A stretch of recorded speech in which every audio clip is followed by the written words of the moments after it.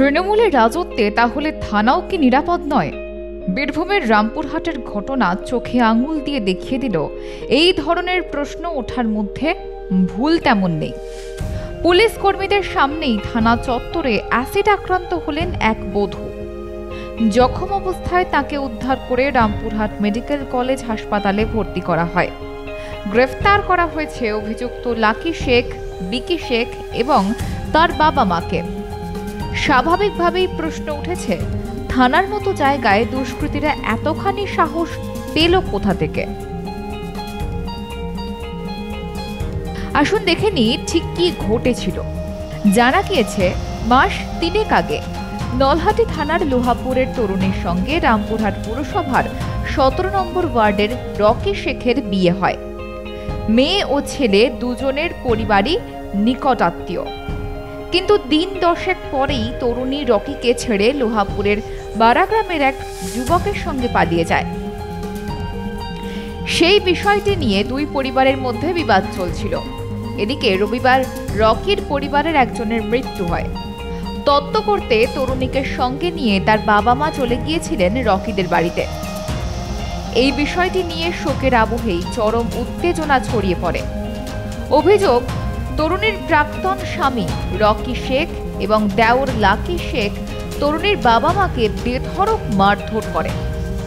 সন্ধ্যার সময় তরুণীর বাবা মা রামপুরহাট থানায় অভিযোগ জানাতে যান। সেই সময় লাকি তার মাকে মোটর বাইকে নিয়ে থানায় পৌঁছে যান। থানাতেই তাদের মধ্যে ব্যাপক বচসা শুরু হয়ে যায়। এরই মধ্যে লাকি তার প্রাক্তন বৌদির মুখে অ্যাসিড ছুঁড়ে মারে। বোনের প্রাক্তন শাশুড়ি অ্যাসিড ছুঁড়তে বলেছে, দাবি আক্রান্তের দাদার। রামপুরহাট থানা গেছিলাম আমরা অভিযোগ করতে। হ্যাঁ, নিয়ে ওখানে যে মহিলা সবাই ছিল, ওখানে কনস্টেবল ছিল, ও ছেলেটার মা ছিল। ছেলেটার মা অ্যাকচুয়ালি ছেলেটা বললো যে মুখে মার অ্যাসিডটা। ছোটা সাইড থেকে এসে অ্যাসিডটা মারলো মেয়েটা। কোথায় লেগেছে অ্যাসিড? তা আপনার মুখে মেরেছে, পুরো শরীরে লেগেছে। আর আমার একটা ভাইয়ের ওই আমি ছিল রামপুর থানার ভিতরে।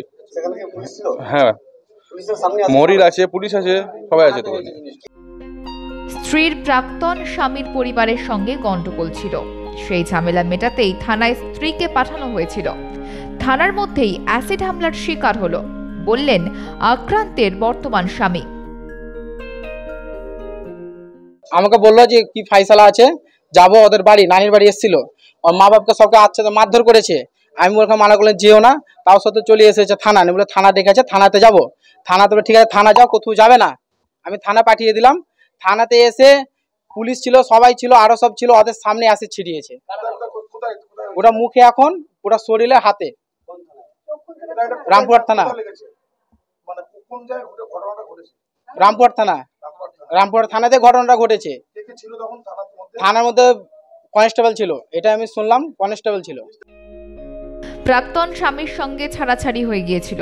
তারপরও বারবার স্ত্রীকে হুমকি দেওয়া হতো, অ্যাসিড ছোড়ার কথাও বলা হয়েছিল। স্ত্রী খুব আতঙ্কে ছিল, বললেন আক্রান্তের স্বামী। ঝামেলাটা হচ্ছে আপনার বিবাহ নিয়ে, ঠিক আছে। ও মানে বিয়ে করেছিল, অশান্তি চলছিল, ঠিক আছে। নিয়ে মেয়েটা ছেড়ে দিয়েছিল ওকে। আমি ওকে বিয়ে করেছি। ওর একটা পাগল, এমনি ঝামেলা, প্রচুর ঝামেলা হয়েছিল, ঠিক আছে। নিয়ে ওটা ছেড়ে দিয়েছে। নিয়ে আমি বিয়ে করেছিলাম, নিয়ে এই নিয়ে ঝামেলা। এবার ওকে বলে ডাইরেক্ট তোকে যেখানে পাবো অ্যাসিড ছিটিয়ে দেবো। লোহাপুর, রামপুরহাট ফাইসালাতে এসেছিল।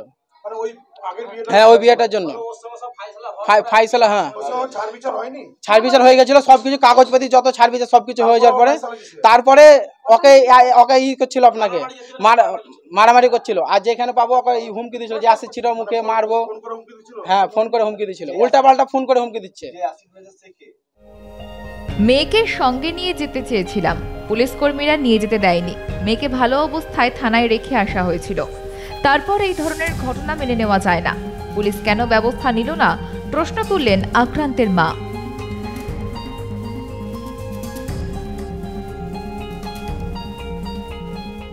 আসি থানা থেকে, তখন আমার মেজো দিদি আর ওই ছেলেটা এলো। ছেলেটা আসার পর থেকে তোকে বলছে তোকে জীবন বরবাদ করে দেবো। আমি বললাম তোকে আমি ধরবো, ধরে আমি তোকে থানাতে বলবো, ওইটা বলে আমি চলে এসেছি। অর্ধেক রাস্তায় এসেছি, তখন আমাকে আমার ছেলে ফোন করছে, মা দিদির গায়ে অ্যাসিড ছিটিয়ে দিয়েছে। যে দেখছি তখন মুখে আমার মেয়ের কিছু না, কোথায় ঘটেছে, কোথায় ওটা থানার ভিতরেই ঘটেছে।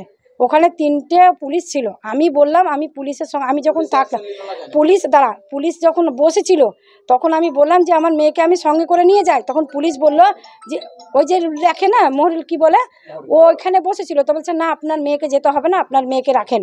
আমার মেয়েকে যে ভালো অবস্থায় রেখে এলাম, ওই মোহরি কেন আমার মেয়েকে অ্যাসিড ছিটালো, কেন কিছু করলো না, কেন পুলিশ অ্যাকশন নিল না?